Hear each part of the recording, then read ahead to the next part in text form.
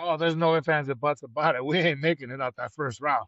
We ain't making it out that first round. I don't know what he's thinking. We ain't making it out that first round. Here is Esteban Mohawk Rodriguez.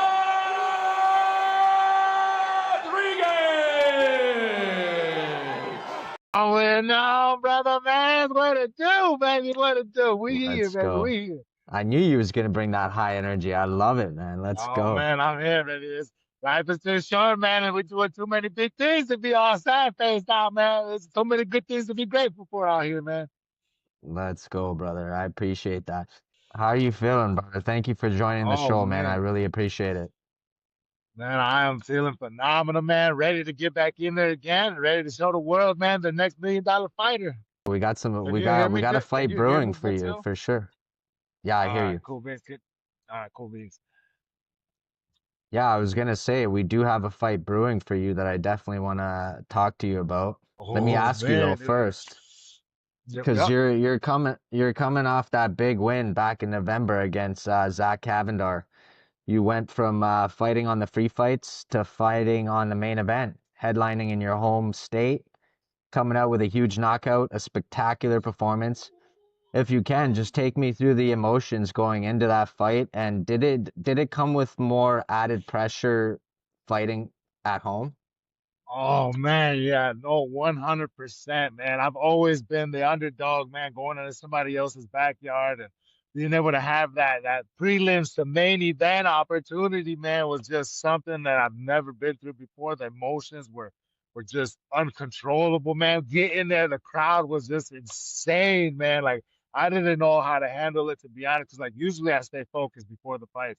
And like being able to walk out and like seeing the whole crowd out there just shouting my name, like I had to take it in for a second, man. And the pressure was just crazy because of the amount of people that were there, man. And it was just, being in my hometown, and it's just like I never knew what the energy was gonna be like, and it was like nothing I've ever experienced before, man. And being able to try to keep my emotions under control was like definitely one of the biggest things I had to do and overcome. Damn. Yeah, no, I was gonna say that, man. It's unreal to see somebody that's fought only on the free fights to just jump right up to the headline main event, not even the Woo! main card. You That's man, headlined at home, so the man. BKFC definitely sees what they got there with you. So, yeah, just tell me like what was the emotions like going into that fight? Were you Oh, nervous? it was, man, it was like having all that hard work that I put in, man, just like to actually pay off. Like I felt confident going in, and I was very, very nervous before all of my fights. I've always been very nervous because of the fact of just like trying to control those butterflies and being able to try to overcome of those the sweaty palms, you know what I mean, the heart racing, and it's just getting that feeling in the nervousness in the stomach, and you're like, oh man, like did I do enough push-ups? Did I do enough sprints? Did I get enough burpees in? You know what I mean? Like those questions start creeping in and those voices start creeping in. And if you didn't do that work, and then you're not going to be ready for that action, man. And that's when you become even more nervous. And for that fight, I left no stone unturned, man. Like I was out there doing everything in the mountains, man. Like I was out there in the high elevation. I went travel training. I was doing work with some of the best guys out there, and Jackson Wink, man. Like it was amazing opportunity, man. And I took advantage of every opportunity that I had in every other gym. I was on it. You know what I mean? I was like a sponge out there taking what I could. So being able to get ready for somebody of that high degree, man, like he was a technical fighter, man, and I was ready to show my technical fighting, but it was like all that went out the window, man, because he was just ready to bang, man. And man, when we went to war, man, it was just that's the kind of fight that I always kind of want, though. I get him, he hits me. We're back and forth. You know what I mean? We're giving the people what they want. You know what I mean? And it's like, oh, that was one of the best fights that I ever experienced, man. And the nerves were just unimaginable, man. And like the pressure before that was just, it was intense. And it was like, it was nerve wracking for sure, man. It was nerve wracking for sure. I had to use the bathroom a little extra more than what I'm normally used to, but man, we got through it, man. We got through it.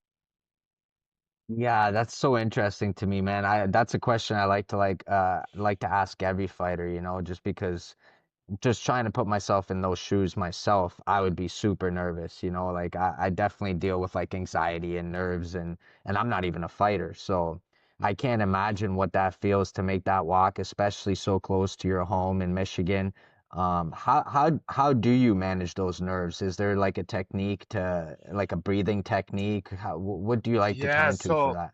so that actually there was one point where I went to the Buddhist meditation center out here, the Wat Phak Nam Buddhist Meditation Center on Sterling Heights. And those monks, man, they showed me how to meditate. Like, dude, I was able to control my breathing. They ran me through the routines of being able to pull with my stomach. And applied that when I ended up fighting a pulmonary embolism at one point. So being able to take that breathing technique and I was able to apply it, man, I've learned how to overcome those nerves now.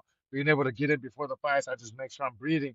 And not only in that moment of breathing and staying in control of those breaths, I prime my body because I'm feeding it oxygen. So once I started kind of learning the anatomy of all of that stuff, man, I'm able to walk in there, you know what I mean, and beat those nerves every single time because I've learned you can never get too prepared for a fight.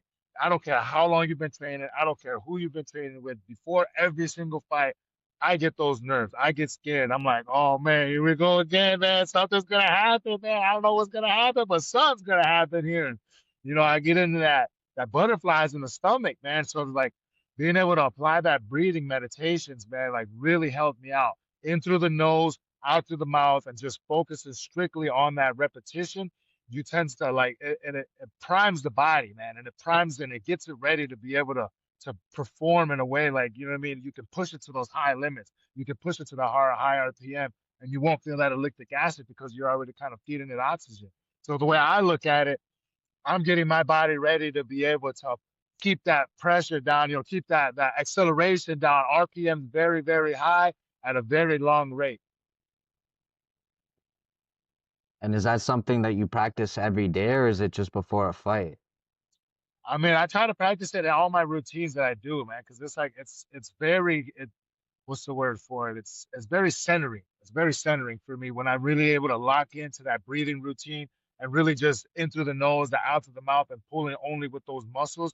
You're able to really connect those neurological paths where you don't focus on the sweaty palms. You know what I mean? Those nerves don't kick in. Those thoughts don't drop in. It's like, hey, I don't think you're ready for this yet, man. I don't know. We didn't do enough running. I still feel sore from the other workout we did. You know what I mean? And it's like I've tried different routines, man, like all kinds of different rituals before the fight. You know, not working out before, like 2 weeks before, not working out a week before, working out, you know what I mean, 3 weeks day or 3 days before the fight. Like I've tried a lot of different routines, man, and like those voices, they will come and they will attack you in a heartbeat, man. And if you do not have things under control and you don't try to plan for them, and the breathing has been the number one thing that has gotten me through it, man. And I was able to really utilize like different tactics as far as like, am I breathing correctly? Am I having my hydration enough to where I don't have to breathe as hard, you know what I mean? 'Cause to get oxygenated and think clear, you know what I mean? And then I came to a point where it was like the more I was able to breathe, the more clear I was able to think, and I was, you know, feeling more prepared. And that's when I started learning, man, this is really priming my muscles to be able to go out there and perform the way that I like to perform. And I started really applying that to different tactics that I was doing far as me working out in the gym. I'll get super tired. I start learning, okay, breathe, focus on the breathing. And when I feed the muscles, man, at the same time as I'm using them, I'm able to push a little bit farther. I'm able to recover a lot quicker. And that's why I'm able to really do the things that I'm doing now. And the breathing, man, has just pushed me so far ahead, man. And I feel like that's what's definitely separated me from a lot of these other fighters. Yeah, that's fascinating. And it's such an easy technique to use every day, you know, to practice. So, I mean, Very I've heard underrated. yes, yes. A lot of And there's people, I feel enough. like a lot of these guys, oh yeah, sorry, Go go ahead. ahead. No, go ahead. Sorry. Yeah, I feel like a lot of these guys, man, they look past the boring stuff. You know what I mean? A lot of these fighters are like, oh, I just want to get into the hard stuff. If I'm doing this hard stuff and I can accomplish this, then I'm gonna beat whoever I need to. But it's like, no, bro, break it down to the basics because when you're in there, when you fight with me, everybody already knows. I don't care what you've been doing. We going in there to fight, man. You know what I mean? There's no if ands or buts, ain't no tip tapping and toe dancing. No, we going to bang. Ain't no if ands or buts about it. We putting either the fight of the night or we getting the knockout of the night. One or the other somebody's going to sleep. You know what I mean? And being able to keep that and have those. I have to have the high pressure, man. And like a lot of these guys, like I have to train, to get past that technicality because a lot of these guys got years on me, man. Like years and almost decades. And I've never really been able to afford the professional training like some of these other fighters got. I don't really have the big reputation like some of these other guys do in the game, but I have, what I mean, the hunger for this, and I have the tactics that nobody else really likes to do because nobody else is doing them.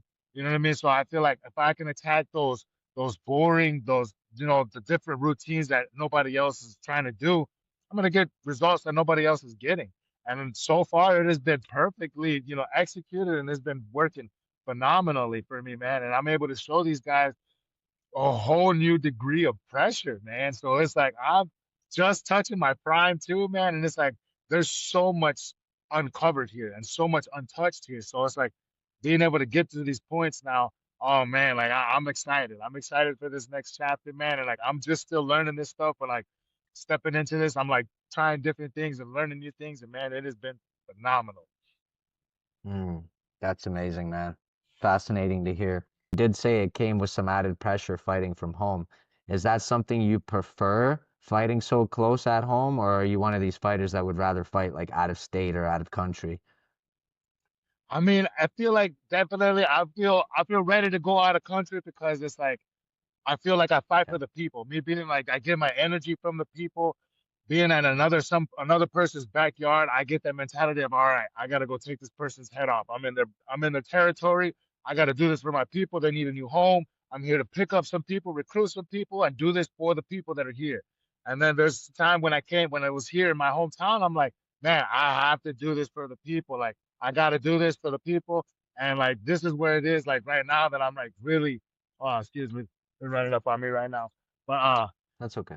so I find myself right now finding out when I do this for the people, that's where I'm able to really like find that okay, this is for something bigger than myself, not just for what I'm doing here. This is for something more than just oh, I'm gonna go take over this person's, these people's backyard. I'm gonna go take this person's head off. I'm in their backyard. Like, no, like when I was here in hometown, I was able to really like find a different energy because I was bringing BKFC up for the first time here in Michigan, and I felt it was something more for myself than just fighting for, another number or just for another knockout. It wasn't just for the championship. I was opening a new door. You know what I mean? I was building a new bridge for not only the next generation of fighters that might be want to step into the bare knuckle here, but I figured this is going to be an opening door for a lot of these other young fighters. You know what I mean? That don't have an exit, like or that I was able to find.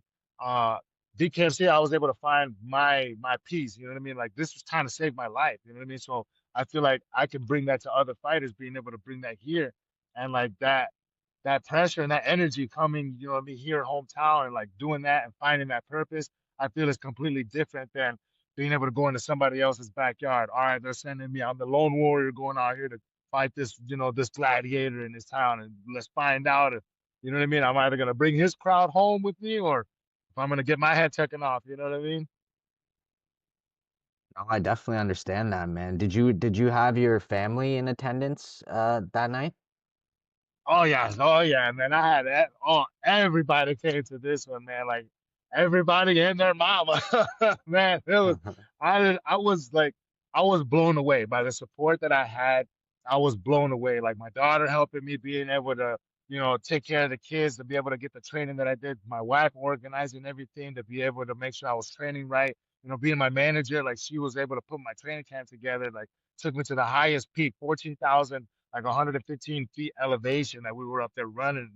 Took me to the Montawi or something like that stairway. It's called the Stairway to Heaven. It's like Wow. 2,700 feet, man. Like blew my mind, Wow. bro. Like everything was added. Like it was a team effort. Like my coach is bringing out the best in me with my footwork, man. And it was just that put it all together. Like there was no way we were gonna be losing, man. There was absolutely no way that was gonna be happening there. And it's like it was bringing out something bigger than me, and it was bringing out something more than I feel like just a main event. You know what I mean? And it got me prepared for something bigger than just a fight. Yeah, that's deep, man. It's like you gain like some extra energy just from fighting at home around your family, right? Oh man, yeah. And it was like my son being there was just because he helps me train a lot. You know what I mean? When I'm going around, I travel train. Like I have my son Achilles. He's 4 years old, and he's just running 3 or 4 miles with me, bro. Running 3 or 4 Wow. miles. I'm talking about a 4 year old running 3 to 4 miles with me, Wow. nonstop. And I'm like, bro, you know what I mean? And he's out there gunning past me. Dad, let's go. I'm like, all right, well, let's go, bro. You know what I mean? So having that motivation, I'm always trying to have him there, you know. But I got a 1 year old Aries as well, man. And he's a little wild one, man. I thought Achilles was wild, but Aries is something else, man. And my other son Renzi, man, they get together, so they always want to try the other things that we're doing and like that I'm practicing in the gym, and it's something else. But they love it, you know, they love it, and they motivate me a lot. And they're always sitting there supporting me and telling me, hey, you got this, dad. Go out there, perform your best, and just whatever happens, we're here. We love you, man. And it brings more joy to me, and it brings me closer to being able to train, and builds me more confidence when I'm out there. All right, win or lose, I know my family's gonna be there supporting me. You know what I mean? Because like Yeah. I took that bullet, man. I bit that bullet, and it was a deep pain, and it was something I never want to taste again, for sure. All right. No, we're nothing without our support system for sure, man, and that's beautiful to hear. You got 5 kids, right? Yes, sir. I got a 20-year-old, I got a 13-year-old, I got a 9-year-old, I got a 4 year old, and a 1 year old. Yeah. And so they all know what you do for a living. They know that you're a bare knuckle fighter. Oh yeah, oh yeah. They've all had their part of it, man. They all work together, try to watch each other, try to make sure I'm on top of it. If I'm eating donuts at the wrong time in the wrong camp, hey, they'll be like, hey, what are you doing? Oh, you better drop that. They'll come snatch it up and try to eat it from me, and I gotta fight off with them, man. Get a little small rounds in, try to $10 fight off for the donuts, man. Everybody knows I love my donuts, man, but they're on top of that, man. They help out a lot. It's funny. So they watch all your fights. Oh man, on repeat. My son Achilles is just look at the fight. He goes, he tackles everybody. Look, check out the fight. Look at the fight. And I'm like, there's a song. There's somebody that uploaded one of the fights, and they had to put like a background music song in it. And it is like I hear that song in my head every day, like 4 hours straight. That he's just watching that back to back to back. And it's like every time I hear that song now, it's like, oh man, my fight immediately pops up into my head. Right. Oh man, that's amazing. That's amazing, bro. Would you ever take a fight overseas? Oh, in a heartbeat, man. Wherever they want violence, man, I feel like now I'm an entertaining fighter. I feel, you know what I mean. I feel like what I bring to the table, nobody else is bringing to the table. You know, I'm not afraid to get my head cracked. I'm not afraid to get stitches. You know what I mean? Like I'm not afraid to lose a tooth if need be. You know what I mean? Just know that if it happens, it's gonna be one of the most glorious things that that ring has ever seen. I'll tell you that. Hell yeah. So where would be like a dream fight for you if you could pick anywhere? I mean, honestly, Rome, man, and the gladiators where everything started, man. Like I seen these guys going out there and like to have that opportunity to be able to fight in the same, the same Coliseum as the gladiators, just to be in that same area. You know what I mean? That the origination of gladiators. You know what I mean? Like we're the modern day gladiators. Being able to perform out there where it all started. It's just like I feel like any warrior or any true warrior's dream. You know what I mean? Like just like every other martial artist, everybody loves Bruce Lee. You know what I mean? You got your Ip Man lovers. Everybody's always wanted to, to relate to that or maybe even go and see and explore that part of where it originated from. And I know like me being an anime lover and all like the way I love anime, like I know I love to go to Japan, you know what I mean, to go see where it all originated, to see how everything started and all that stuff. And it's like it's kind of the same way I feel like, you know what I mean, in that aspect. Yeah, I mean Rome just happened this year, right? And it was your division that was the main event. You had Kamosi against Sakara, right? And I know Oh you and yeah. Kamosi had a little bit of a back and forth, but now Sakara is holding that belt. Oh man, listen, man. Chris, he knows, man. He gave me a little taste when I snatched that belt off his chest, man, and I was able to hold that gold for the first time. Oh man, it clicked. Something inside of me ignited, and I knew this belt was mine. Somebody else was holding my belt. And then when he went out there and he lost it to this man, I was like, oh man, this is my opportunity.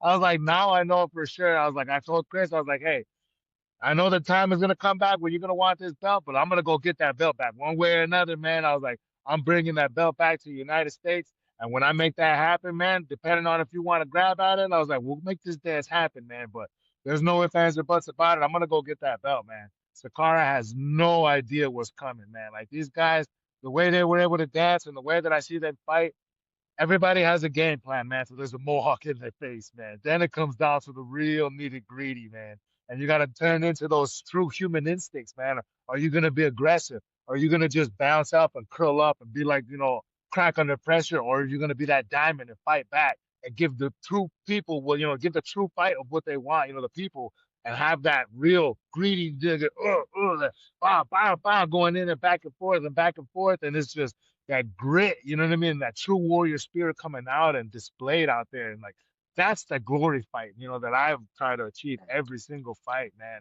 A lot of these guys they just don't understand that sometimes. Yeah, I agree, man. You definitely bring the electric part of the fight every time, you're fun to watch. What did you think about that fight between Kamosi and Sakara?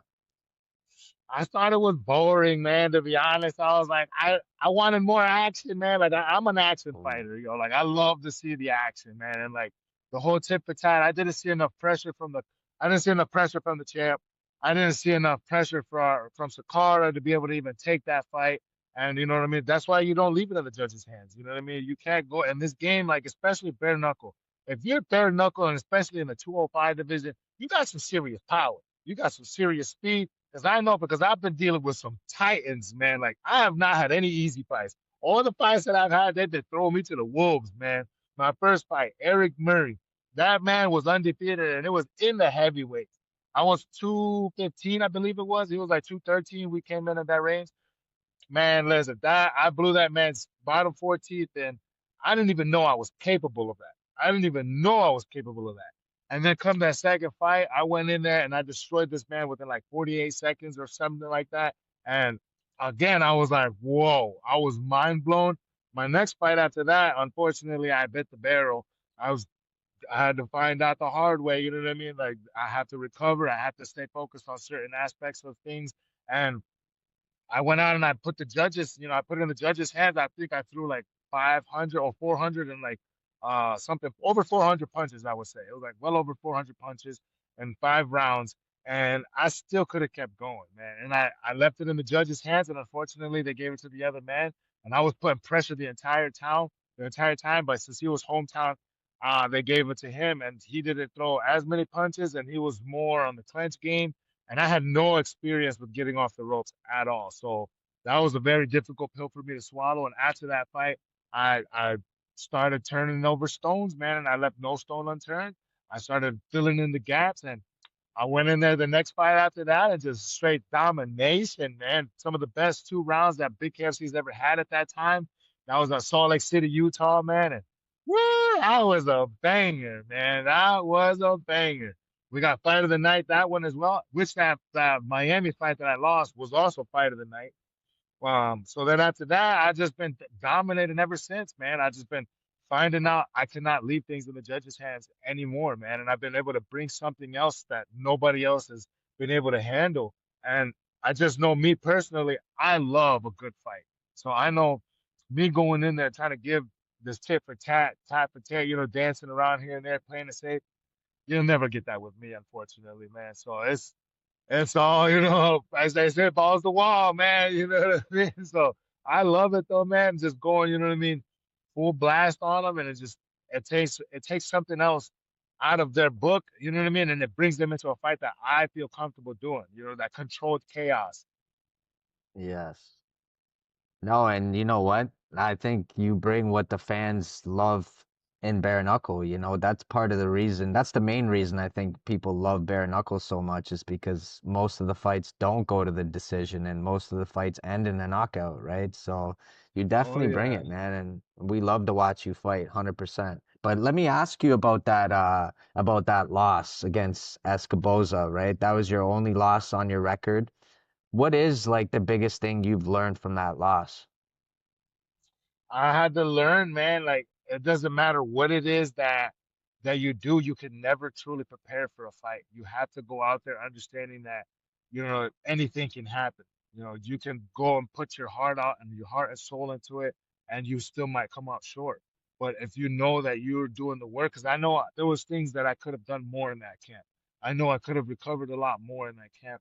I know there was more work I could have done, more I was plyometric work I could have done instead of doing more sparring and a lot of this other type of like workouts that a lot of these other fighters are mainly used to. But I feel like I didn't follow my routine that I normally follow, and I was trying something different, and it backfired on me, and it had me starting to think too much as far as I was recovering too much. I didn't, do enough to be able to get ready for this fight, and I let those voices creep in on me, man. And I don't feel like I prepared well for that fight. And I'll tell you this, never again though, man. Never again, man. I've learned, you know what I mean? I have to put the hard work in. I have to do the days I don't want to show up to the gym are the days I have to show up to the gym. The days that I don't want to eat right are the days that I have to eat right. You know what I mean? And it's like those battles that I win, those are where the real deal comes in. And that's why I feel like real growth comes and happens. Right. 100%. You said it was against Eric Murray, right? And I believe you took that fight on 2 weeks' notice. How Oh did yeah. the opportunity come about to work with the BKFC? Ooh, man. So I found myself in a very, very dark corner, man, at that point, very point in my life, because I wasn't able to get any MMA fights. I went 1-4, all Americanas. I wasn't able to afford the jiu-jitsu, so I just kept getting tapped out after tap out. Nobody liked to handle the pressure, man. Like as soon as I hit somebody, they'd immediately take me to the ground. I was like, nope, I don't want no stand-up game with this man. So I unfortunately went 1-4. I wasn't getting any fights. Then nobody wanted to accept the fights because I was 1-4, and the commissioners weren't letting the fights happen. The people that wanted to take the fights, because I mean, it was just a contradicting act that I couldn't get through, and I was spending my rent money. I was spending so much money on it, and like I came to a point where I was just like getting ghosted by these commission or by the promotions. Like they would leave me ghosted the week of, and I'm like, what's going on? I'm ready to fight. I'm already been training. I've already been doing everything. I'm on weight, what's going on? And then they reach back out, well, sorry, late response, no commissioners aren't letting this happen and this and that. And I was in a very, very dark spot, man. And I started praying, dude. I bit the barrel. I started praying, man. And 3 days after that, man, what a coincidence. Boom. Bare knuckle fight pops up into my lap, man. They reach out to me. They're like, hey, we got this fight in Omaha for you. I'm like, look, don't break my heart. I've already been going through tooth and nail. I've been messaging every commissioner. I've been messaging all these promotions. Like nobody wants to give me a fight because of my losing record. I've got 3 losses back to back to back. And I was like, I can't get a fight. I was like, you know, are you guys able to work with this? They're like, oh, no, don't worry about that. They thought it was going to be an easy fight. They're easy wolf for this man that nobody wanted to fight in Omaha. So thank God, man, I was able to make that happen, man. And everything was just going against that fight, man. I almost lost contract because I didn't have the shoes to be able to make that fight. I had to drive all the way to Omaha or to Cleveland, Ohio. Some guy stayed up till like 3 in the morning because my wife was calling all these different like sports goods, these wrestling spots, everywhere that nobody had like wrestling shoes, size 15 wrestling shoes. Amazon Wow. left me stanking the day before the fight, man, so I wasn't able to get those shoes in time for the fight. So we ended up hitting the Facebook market, man, and from here all the way to Omaha, all the Dick's Sporting Goods, all the I think it was like Mount something, I forgot what the name of that place was. Nobody had the size 15 shoes. So this guy in Cleveland, Ohio, man, size 15 old wrestling shoes, man. I said, run it, dude. Listen, could you stay up? I did the GPS thing. My wife did the GPS coordination on stuff. Found out we would get there like at 3, almost 4 o'clock in the morning. This man stayed up till 3 o'clock in the morning, man, and let me buy these shoes off of him so that I could go fight. And we went straight from Cleveland, Ohio to Omaha, Nebraska, man. And we made that fight happen. And I got the fastest knockout, I think it was, and like after the bell and combat sport at that time, as some people were saying it, but like right when they said knuckle up, I immediately went in there with the 1-2 and I dropped this man. And that right there was when I knew I found my world, man. And I found my new niche and I found an awakening and I found a new path, man. That's a crazy story, bro. So, do you still have those shoes? Oh yeah, you better believe those are my bread and butter right there, man. I have those. I try to actually I invited out the guy because being that I brought it back to Michigan, so I invited him out from where he was at in Ohio. Unfortunately, he wasn't able to make it, but I had gotten paid for tickets for him and his wife to be able to come on out here, man. Like, look, dude, thank you. Look at what you created, man. Thanks to you, Wow. look at what we've been able to accomplish now. And he was mind blown about it. I've sent the messages, I sent him the pictures of all the stuff, and he was gonna show up, but unfortunately something ended up happening on his end where emergency popped up and he wasn't able to make it. But it was definitely something that was, beyond exciting for me and something phenomenal. And man, that man saved my buns on that one, man, and started a whole career that he had no idea was gonna be blossoming. Yeah, that's crazy. So did he know when you bought the shoes what where you were headed to? You were headed to go fight in No, bare at knuckle? first, yo, no, no. At first, it was because this was crazy, man. I'll tell you, 3 o'clock in the morning, Walgreens parking lot. I get out of the car. I'm like, oh man, who's this guy over here? There's no car over here. I'm like looking, and then I finally see this guy come out, and I'm like, oh, I don't see no shoes in his hand, man. I'm like, oh, we're about to get robbed. I'm like, all right, hey, the family. I'm telling them, hey, just stay in the car. Don't worry about this. If something happens to me, just take off, call 911, and make sure everything, you guys are safe. I get over there, I'm like, what's up, man? You got the shoes? And the guy comes over, he's looking at me, you got the stuff? And I'm like, I got the money, man. You got the shoes? And he pulls the shoes out from his back pocket, and man, my heart just sunk. I'm like, oh man. It was like kind of a movie, man. I said it was crazy, yo. And yeah, I came out, I tried the shoes on right then and there, man. And I told him, I was like, yeah, dude, I was like, you saved me, man. I was like, I'm on my way right now to Omaha, Nebraska to fight for Michigan. Like, and he's like, "Oh man, if I'd have knew that, if you were, Michigan fan, because the Ohio boys don't like the Michigan guys, I guess." So he was like, "Oh, I wouldn't have sold it to you, man." But no, he was just playing around with me, man. But he was a really cool cat, man, and stayed up till 4 o'clock or 3 o'clock in the morning, man. And I bought those shoes, and then 7 hours from there, we drove straight on over. I think it was a little over 7 hours, and we went straight over Wow. to Omaha, Nebraska, man, and put in work. Wow, man. What a great story, man. That's that like you said, that's like right out of a movie, bro. Straight up. It was just adversity after adversity after adversity after adversity. Yeah, God bless that guy, man, for real. I seen you briefly at BKFC 85. I was there for the weigh-ins. I was there in attendance for the fights. And I remember the moment that you walked into the weigh-ins and you just kind of took it all in. You took this big breath, you looked around and you're like, I'm here, you let off this big, like almost like a roar. And yeah, I'm curious to know about like it's almost like a superpower to be able to look at the things in such a positive perspective, you know? So I'm just curious to know, is that something that you always grew up with, or is that something that just came in like a certain part of your life? Man, I mean, I feel like, when you go through so many pains in life, you know what I mean? You tend to really look out for what you're grateful for.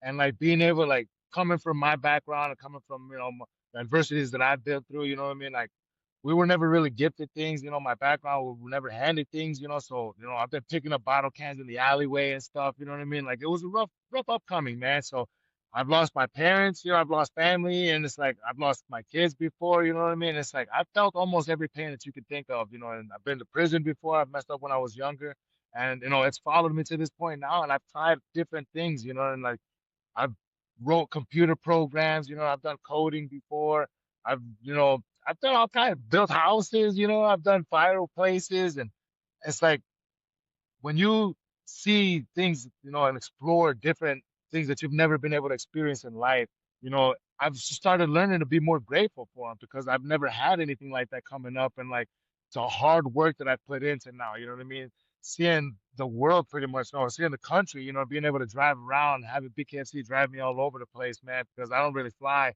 I usually being able to take my family and having that experience and giving them those memories now, it's given me something to be more grateful for. You know what I mean? And it's like I've learned life is too short, man, to be so grumpy pants all the time. And it's just, it stresses you out to be stressed out, And it's just like I started learning, a lot of positive things happen when you're more, grateful for things and you just look at the positive things and be more optimistic about it. And it's like I started seeing there's a lot of people that have so many things in life that they can give back to other people, but they're just so miserable.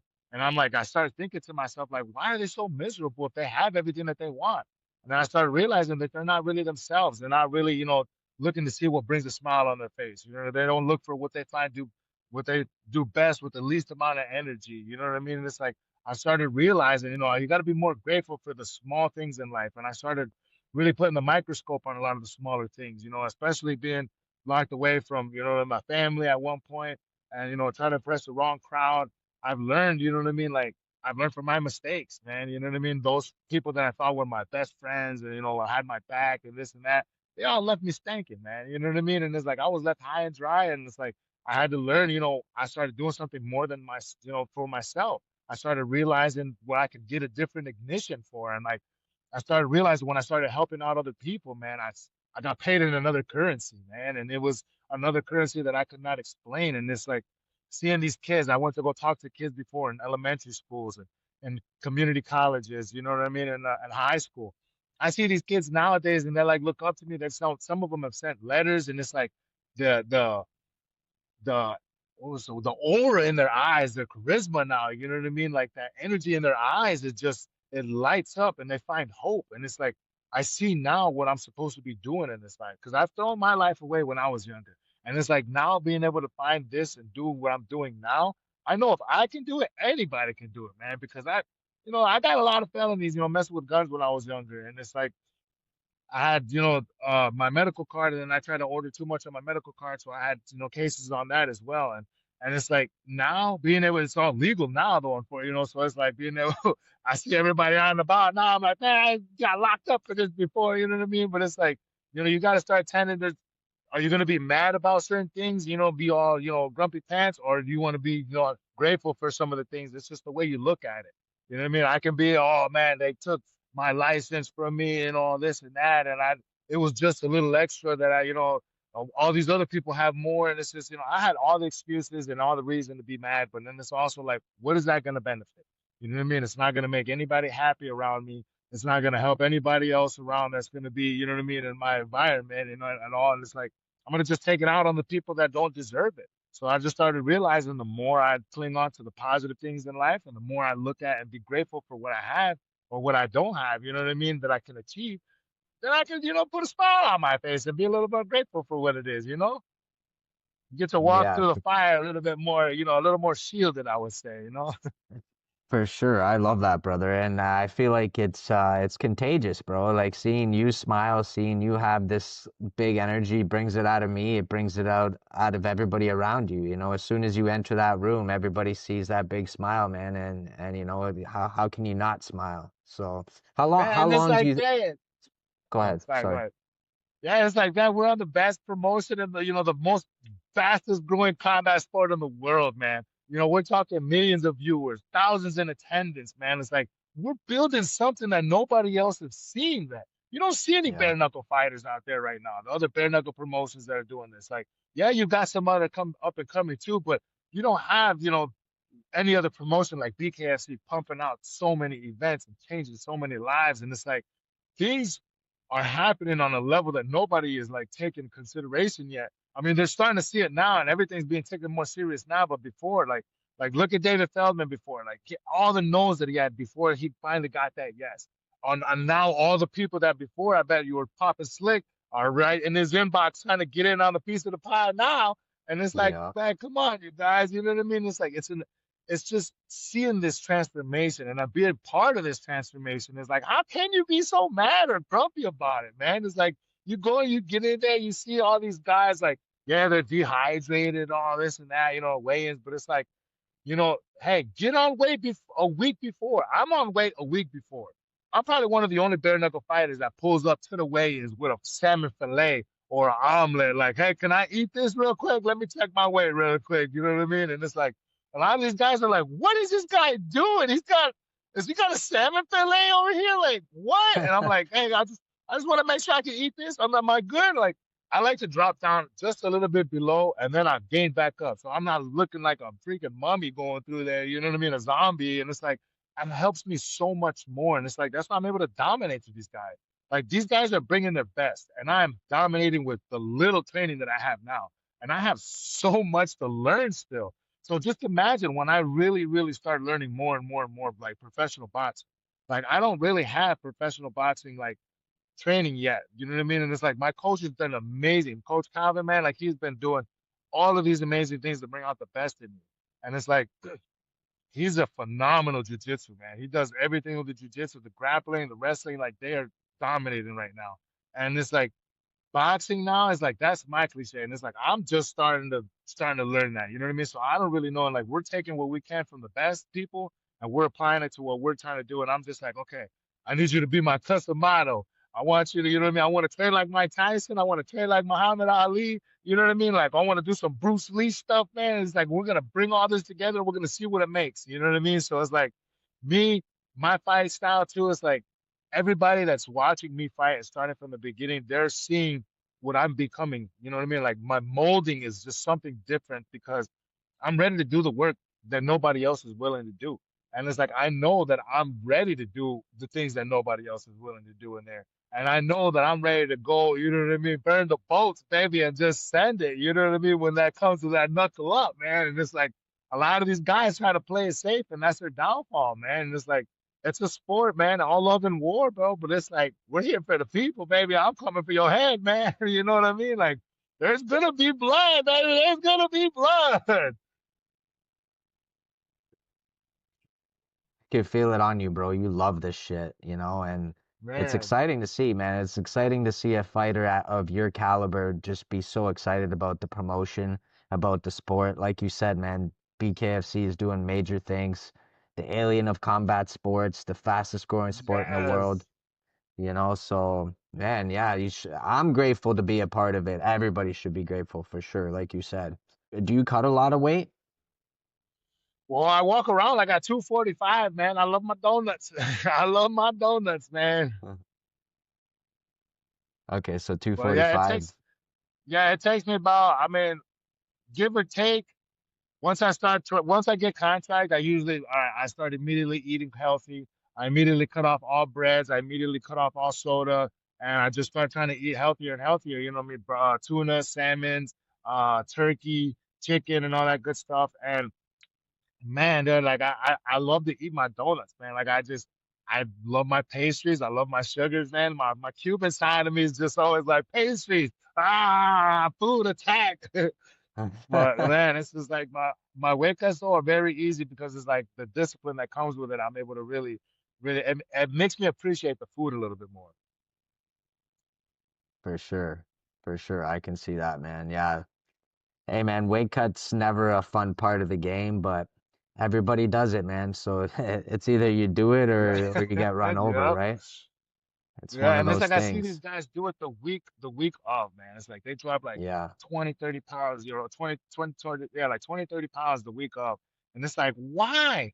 Like, dude, like, I mean, I don't know. I saw I dropped my weight 2 weeks before, or I'm on weight 2 weeks prior, and then I coast out that last week, and then that last week after that, or right fight week, I'm just enjoying nothing but salmon, fruits, vegetables, and straight water. I don't do anything else those weeks, like nothing else at all. Like it is just strictly those whatsoever. And I dropped the weight like immediately, and I feel so strong. I feel so springy. And like I said, man, I dropped down to 203, 202. Chug me a gallon of water, eat me some salmon fillet, man, some omelets the day before, and then I go in there, hey, I got this omelet on the plate. Can I check to see if I can eat it real quick? You know what I mean? Like, and they're just looking at me like, what is this guy doing? Like, bro, it's like everybody's dying over here. You talking about jumping on here with some food, bro? Like, and this is, like a lot of people don't prepare for that. Like, why not prepare for that? Why not feel, you know what I mean, invincible the day before the weekend or the day before the fight? And then right after, people just smash on all kinds of stuff and then they feel sluggish. Like me personally, I eat a lot of heavy foods, carbs and all that stuff. I feel heavy. I feel sluggish. So it's like, why not eat a lot of healthy food just one more day and then just smash out the day after the fight?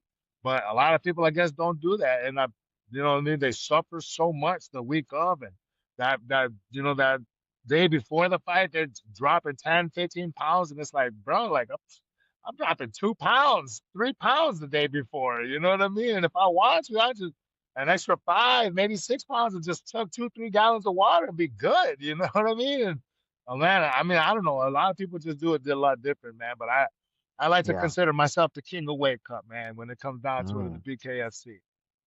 Damn.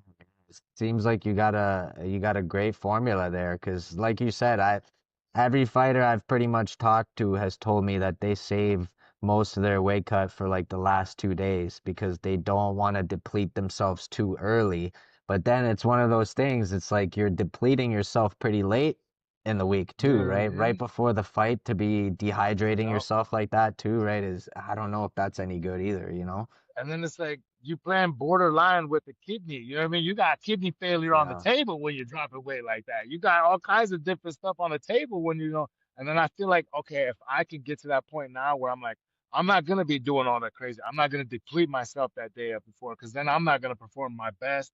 You know what I mean? I know if I'm tired or sore the day before I'm trying to play a soccer game or a baseball game, I'm not gonna do my best, right? So why not be, you know what I mean, the best shape that I'm possibly can be the week of, and it's like I don't kill myself that week. And like I do a lot of my workouts in the steam room. I do a lot of my workouts in the sauna. And it's like a lot of these people don't really understand, man. It's like, you can drop weight just sitting there, or you can also drop a lot of weight shadow boxing and doing small workouts that don't get you sore. If you could just focus on the certain things that work, try them for yourself and just explore. You know what I mean? A lot of people, these guys, they don't experiment. They just, oh, go, go, go, go, go. It's like, no, bro, explore a little, have fun with it, man. Like go in the steam room, go in the sauna, whichever one you like, or even take off running, do what you gotta do, but try it out. And a lot of these guys don't think outside the box like that, man. And like I've dropped 10 pounds in an hour and a half, you know what I mean? Doing shadow boxing in the sauna, just different little workouts, jump roping in there, or not jump roping, but like, jumping up and down here and there, just kind of getting those cardio workouts in there. Man, it's been working phenomenal, man. It has been working phenomenal. For sure. There's so many benefits to hitting the steam room and the sauna, you know, not just weight cutting, but there's many benefits to it. So I personally love the sauna and the steam room. I can't go to the gym without ending the session with at least a little bit of steam room and sauna, you know? 100%. So I did hear you mention on another podcast, I believe it was with my boy Jeremy from Throwing Hands podcast, where you mentioned that you took a break in 2024 because you did have some serious health issues. You briefly mentioned it in this interview earlier, pulmonary embolism, right? What is that exactly? Oh yeah. So they told me that I was gonna die May 2024, man. They had Wow. found a blood clot that had taken out a half a dollar size of my lung tissue. So there was a dead piece of tissue in my lung that wasn't letting me breathe. The blood clot was causing there's no oxygen to get to that part. My lung was on the verge of collapsing, and they put me on blood thinners indefinitely. And I told them, I'm like, look, whoa, what do you mean? I didn't even know what indefinitely meant when they told me that. And I was like, what did he mean? Coming out, yeah, people making fun of me, but I'm like, well, whatever, you know what I mean? They were like, you're on blood thinners for the rest of your life. And I'm like, wait, what? 15 or $1,600, I think, a week is what I was supposed to be paying for these Wow. medications, man. And it's like, I mean, coming from where I come from, I can't afford that. You know what I mean? I'm like, how am I supposed to do this? You know what I mean? And it's like, I put my faith in the man above. I've been, what I mean, something's got to give here. You know what I mean? Like, and I went in there and I bit down on my mouthpiece and I told the doctors, I was like, look, man, like I respect what you guys are saying, but I can't do this. I'm not accepting that. Like, I'm sorry, but I do not accept that. Watch this and sit back and watch. Like, you guys can't go and tell me that my career is over and this and that. Like, you guys' stats are probably ran off of people that are like in their 80s and the 60s or 70s. Like, I'm a young buck. Give me a little bit of chance to try to show you guys I can come back. They're like, oh, well, it's an organ. A part of your lung or your organ is never going to rehabilitate. You're never going to breathe the same again. You're gonna have to be on blood thinners for the rest of your life. And I'm like, dude, like I'm not accepting that. I bit down. I sat down. And I said, you know what? I talked to my wife and we said, let's try all naturals. I'm gonna try to do everything I can in my power to get this through. And I started doing a gallon of water a day. I started swimming. I started doing more breathing routines and meditations. I started studying the human anatomy. Beetroots. Beetroots opens up the veins so that way I can open up the veins to push more oxygen into my lungs. And I figured, all right, if it's dead because there's no oxygen in there, what am I going to be able to do to try to bring it back to life? I know if I get cut, my heels wound or my wounds heal, so I know something's got to try. I got to do something out here. So I started thinking outside the box. I started thinking to myself, I got to rehabilitate myself from within. And mullein plant too. A mullein plant helps clear out the lungs. So I started doing the mullein plant. the beetroots to open up the gallon of water to be able to make sure everything was opening and closing the way it's supposed to, and then the breathing routines in the steam room. That right there forced my lungs to be able to open up and just constantly breathe in oxygen and push out all that nasty stuff. So I was forcing that breathing routine, and it brought back right back together, man. It took me less than 3 months, I think it was. I cleared it out. I went through every hoop that they told me to. The doctors were like blown away. They're like, "Well, how is this possible?" I'm like, "Well, you guys are trying to take me out the game before you even give me a chance, man. Like, come on, listen to the little guy once, man." Like, and I went in and I proved all these doctors wrong, man. Like, I had all the ultrasounds that they told me to go. I went to see the pulmonologist. I went to see some other guys that they told me they were hitting me with words I never even knew. And I was just like, look, I put my faith in the man above. I did what I had to do. I put the work in and I studied the human anatomy and I did what I needed to do to be able to rehabilitate it. I was like, you said that it needs oxygen to be able to breathe and live the way it's supposed to live. So I pushed it and I dumped so much oxygen that it was gonna be a fat lung. You know what I mean? Like it was enough lung, enough oxygen in there to feed a freaking mountain. So I'm like, all right, if I can just keep it in that environment, and I rehabilitated my organ.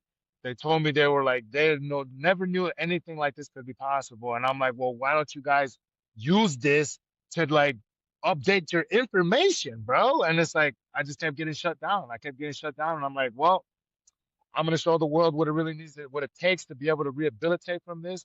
And I mean, I'm going to actually here real soon come out with a book. I want to start actually. You're the first one that I've talked about with this, and I want to start setting up a book about how to clear this because there's so many people that have probably gotten this that don't know how to handle this. You know what I mean? Or there's been so many situations that a lot of these fighters probably been told, hey, or a lot of these other athletes have been told, hey, your career's over. You know what I mean? Like you're done. You got to start, doing this. You got to start doing that. You're on petroleum based, prescriptions for the rest of these days. And it's like, I just couldn't accept that, man. And I told myself, like, I got to do something different. Like, I'm an all natural man. So being able to follow that routine, trying to do the black seed oil too. There was a black seed oil that supposedly helps with blood circulation, I believe it is. But I didn't really get too much into that, you know what I mean? Because once I started trying that, I was already getting to that point where I was feeling better and the beetroots and the mullein plant and the water and the swimming, all of that stuff was like really helping me out and rehabilitating me. And doing the sprints and like pushing myself to those limits where my heart is just beating, beating, beating, beating, beating, and I'm just constantly trying to feed it, constantly trying to feed it, and having those recovery, blowouts, recovery, blowout, recovery, and blowout, and like it rehabilitated it to where it brought it right back together, and they were mind blown. And I proved them all wrong, man. And I proved them all wrong. And then after that, I secured the second fastest knockout in combat sport history, baby. And Let's go. man, I blew the socks off of everyone in the Hard Rock Casino, man. Man, what an incredible story. Thank you so much for sharing that, brother. And I really do think you should get on writing that book because you don't know how many people that could actually help. And it just Man, it just really makes me think about like how many people, put their fate into these doctors' hands and, they just listen to like, they told you got till May 24 to live. And then, a lot of people don't have that strength and courage to go research their own way and like that's incredible, man. Honestly, to think about how many people you could actually help with that book is amazing. I really think you should do that. yeah, I'm gonna get on it here this next coming year, man. I'm gonna see if I can get a team together and really get down and get it organized up professionally and try to get it out there to the public, man, because there's so much that I can do for these people, man, like that have never been able to reach these levels or are trying to reach these levels. And it's like, just imagine all the people that were told, hey, you can't do this anymore. And they just, all Yeah, right, belly up. I'm listening, doctor. You got to listen to the doctor, right? You know what I mean? yeah, If I wouldn't have pushed back and went against that grain, man, I would have never been here right now. You know what I mean? I would probably be, in the streets, or I probably would have to do something dumb to try to come up with money. You know what I mean? I probably be in prison right now. You know what I mean? And it's like people get desperate in the mode that, like getting pushed into that corner. You make desperate moves, and it's like I wouldn't have known what to do in that situation. You're talking about pushing out $1,200 or $1,600 a week. You know what I mean? To even be able to survive like that, that tends to push people to different, you know what I mean, different limits as for far as sure. like I would say, you know what I mean, to the human. because like I've never knew what to do. I didn't even know what to do. Like I just started thinking like, what am I gonna do? I can't even feed my family. Like I'd be rich if that was making $1,600 a week. You know what I mean? I wouldn't be doing what I'm doing now. I'll tell you that. And it's just, it was hard to accept, man. It was hard to accept, and I feel like there's a lot of people out there that just accept it. And I just feel Yeah. like, they need to hear what I had to go through, and I feel like if they were to read about it and really try it themselves, like, because I mean, not everybody's gonna have the same results in that short amount of time because a lot of people don't really like to truly, truly do the really hard work behind closed doors. Like there was days that I would did not want to go into the steam room. I just was not feeling it. It was hard for me to catch my breath, and I'm like, oh man, like am I gonna panic and stay down, and or do I go against the grain, push back and try to really force myself and have faith in that process of healing? You know what I mean? Rip that muscle, let it heal back up. Rip the muscle, let it heal back up. So that's why I would push my body to the limits where it'd be heart beating really fast, and I'm like, oh my God, oh my goodness, like am I freaking out right now, or am I just staying calm working out? You know what I mean? And then I find that rhythm of being able to stay calm, the breathing in through the nose, out to the mouth. And I trust that process, man, and it gives amazing results, man. And it's like I said, I was able to accomplish what nobody else was able to accomplish, man. Second fastest knockout in combat sport history, 3 second knockout, bro. And it was like I was finally gonna be able to test my technicality, man. And it's like I didn't even get to do that because it was just the only man only lasted. You only lasted 3 seconds, man. I was like, man, now I know what some of these girls feel like with the three pumped up, you know? It's like, man, I was just like, put me back in the game immediately, coach. You know what I mean? And I got what I got what I was asking for though with that Zach Cavender fight, man. But man, I'm telling you, yo, I really wanted to show the world my technicality, and like I really wanted to show them what I've been working on, all the hard work, you know what I mean? Doing the 3 hours in the morning, 2 hours at night in the gym. And it's just being able to I want to show the people, you know what I mean? Like this is what I've been able to do. This is what hard work can do right here. Like I did this for you guys. Yeah, no, I always wonder about that too. You put in such a long time going through these grueling training camps to go out and then get the finish in like 5 seconds, whatever. And I always Oh just wonder, man. how does that feel? Is it a feeling of relief, or is it one of those weird feelings where like you almost wish it went longer so that you could have displayed some more, showcased some more of your skills, you know? No, man, it's funny that you say that because like I came to a point where it was a bit of both, man. It was a bit of both because like I found myself wanting more, you know what I mean? But then I was also so relieved that that fight was over because there was just so much anticipation built up behind it, behind every fight, Yeah, the training camps, you know what I mean? The stress that it puts on my family, you know what I mean? It's like, oh, with fight week, you know what I mean? We always call it fight week shit, man. It's like stuff just always happens like out of the blue, like random stuff. Like my phone just randomly just blacked out on me for some reason while I was on my way to the event, man. And it was like, we were running like just a little behind. So it was like any missed turn was gonna put us behind 3 or 4 minutes and make us late. And in the BKFC, man, if you're late, you get fined. You know what I mean? So it's like you gotta be punctual and you have to be on point. So it was so many different things happening. And I was just like, oh my goodness, man, like why is this happening right now? You know what I mean? And being able to overcome all of that stuff though, man, is just it's something else, man. It's something else. for sure, man, for sure. Like you must feel relief no matter how long it goes, right? To just get out of there, not injured, Oh still be able to yes. make it home to your family. Of course, man. Hey man, let's get into the nitty gritty, man. I don't want to hold you for too much longer. I really appreciate your time, brother. No, you're good. You're good. I know you're a busy man. Let me ask you about Steven Townsend, the Tomahawk, right? Oh, man. He just come off a big victory. Sounds like that matchup is brewing for you next. The Tomahawk versus the Mohawk. Steven Townsend got a big victory at BKFC 85 against one of your old opponents, Julio Rodriguez. What did you think about that fight, and what did you think about the Tomahawk's performance? Man, dude, that was like nothing else I said. That's what I've always wanted, man. I want that fight, that real nitty gritty fight. Unfortunately, I took out that man in 3 seconds, but you know what I mean?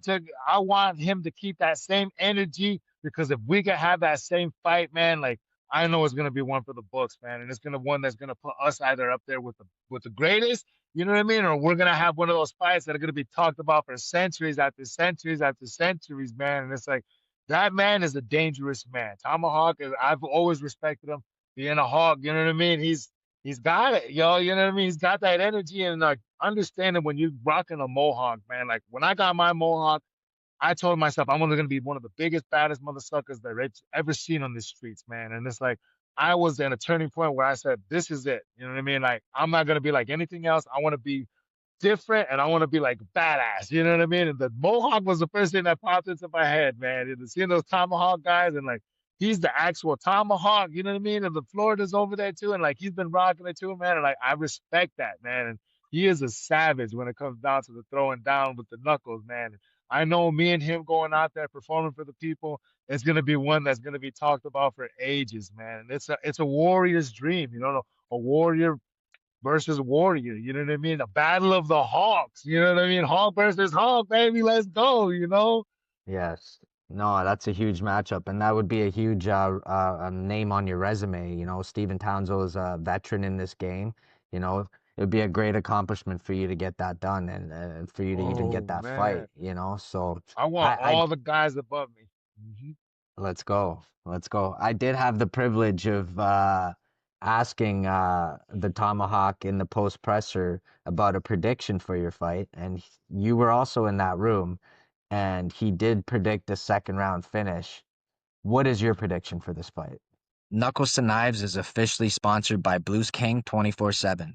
My brother Ivan Stojakovic has decided to support the movement. Ivan owns a company called Blues King 24/7, and they are located in Ontario, Canada. Blues King 24/7 does some of the cleanest cladding work in the world. They deal with siding, aluminum panels, and any exterior finish. They also waterproof buildings, homes, and take on any commercial or residential projects. They are located in Ontario, Canada, but will take on work anywhere in the world. So if you need your building or home upgraded on the exterior, call Blues King 24/7. That's BLUESKING 24/7. Go check them out on Instagram. Oh, there's no ifs, ands, and buts about it. We ain't making it out that first round. We ain't making it out that first round. I don't know what he's thinking. We ain't making it out that first round. My man's I don't know Okay. if I don't know what kind of hawk he think he's going up against, man. But there's no ifs, ands. It's a battle of the hawks, baby. What you mean, baby? This is gonna be one of the greatest rounds that the world's ever seen, man. No doubt about it. Damn. Okay. So he's predicting second, but you're predicting first. So see Oh what yeah, happens, man. man. Oh, I'm super 100%, interested man. in We this ain't fight. leaving this. Those judges definitely gonna be taking the night off. There's no ifs, ands, or buts about it, man. We're gonna get when they step up in there, well, let's be in him. They're gonna be like, yeah, you go ahead, get your popcorn, just sit back, buckle up, baby, because we don't need you guys. Let's go. Where does a victory over Tomahawk put you in the division, and how many more wins do you think you need for that title shot? Man, I mean, I feel like I'm ready for the title shot now, man. If there was anybody that could bring that belt back home, man, then next fight, I feel like they need that gold around my waist. And then anybody else that's in the division that wants a shot at it, man, you're more than welcome, man, because I'm ready to clean out the rest of the division to show these guys, hey, I'm here for the long run, not just for a good time, man. Let's go. Here for a long time, not a short time. Let's go. Yeah, yeah, yeah. There you go, Let's baby. go. That's what I was going for right there. Okay, I got two more for you, brother. What do you think about McGregor being the co-owner of the BKFC now? Did you follow his career at all? Oh man, yes. Oh, well, the one thing that you don't know about me is they call me the Mexican Irishman. I love it though, man. I've been coming up, man. I love the Irish people, man. And it's just seeing him come up. Like I always watch his motivational speeches, man. Like his career coming up, man, was just phenomenal. And like him versus Aldo was like one of the first fights that I seen that I was like became a really big fan. Like I was watching him before that fight, but like him versus Aldo, that's when I was like, oh, starstruck. Like I want to be like that guy when I grow up, you know? And it was like, man, his performance, being able to come two-time champ, you know what I mean, in different divisions and like all this stuff, the accomplishments, being the highest paid fighter in the whole world, you know what I mean? It's like he's a good person to look up to as far as like career wise with that, man, because he's the shit talker that could definitely back it up. And he was just one of the most entertaining fighters, man. And it's like anytime you seen him coming up, man, you knew it was about to go down, man. And like him being co-owner, man, and it's like I know that he's gonna be taking this promotion to levels that they've never seen. And if there was anybody else that could help take this promotion to the new levels that they're looking for, definitely Mr. McGregor that's gonna make it happen. Let's go. I love that. I'm a huge fan of Connor, man, and I'm super excited to have him be the co-owner of the BKFC. It's like a Oh, movie, I man, told him, you know? man.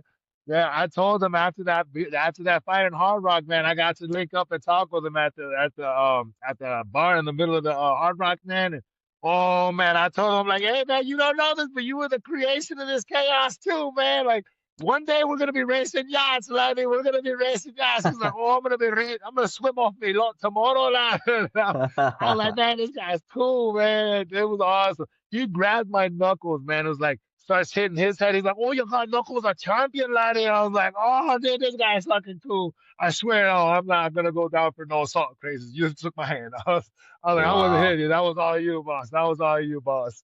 But yeah, What a he's cool moment. people, man. It was an amazing moment, man. Like What a mind blowing. moment. It was awesome, man. I never knew I was able to be in that position.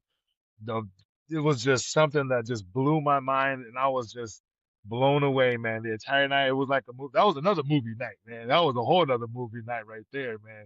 For sure. Do you think he ever gets into that squared circle like he's saying he will? I feel like, man, any warrior that knows, like, this tickles a fancy, you know what I mean? Like, this just, like, real warriors, you get in there, you see the bare knuckle, you like, whoa. Immediately, you become a fan. Immediately, you love the sport. And immediately, you want to get in there and try it. Like, man, this is like the top pinnacle spot, you know what I mean? The evolution of combat, you know what I mean? This is no gloves on the hands, there's no more hiding behind this. Every punch is exposed. Every single swing there's a consequence. You know what I mean? It's like you never know what's gonna happen in this. You know what I mean? This any person's game in this because it's really down to the knuckles. You know what I mean? To the real nitty gritty. You know what I mean? Like you don't get to try to fake, a little something here and there. It's like no, do you have your hands ready to be able to hit another person's head and another human's head or knuckles? You know what I mean? Can you hit that cartilage and that bone and push through to that next hand pushment, that hand punishment.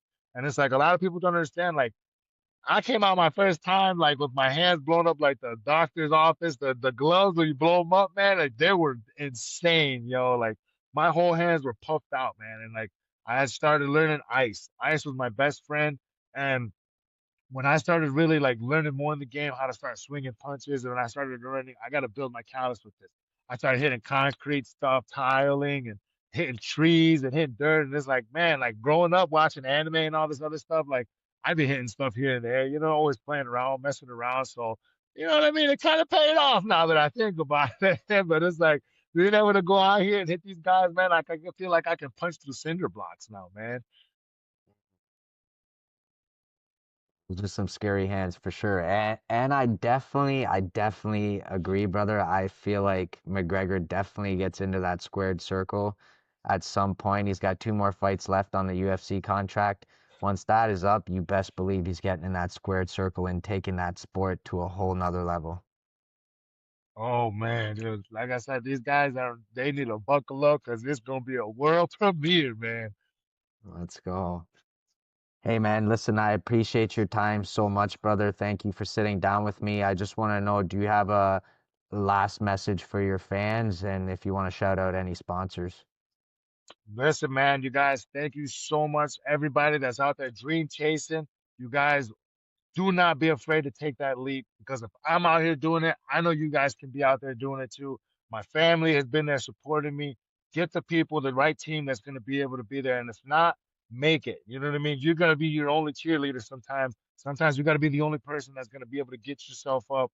And like I said, you guys, surround yourself with eagles if you want to learn how to fly high, man. You can't be a pigeon, you know what I mean, trying to hang out with pigeons, or you can't be an eagle trying to hang out with pigeons, man.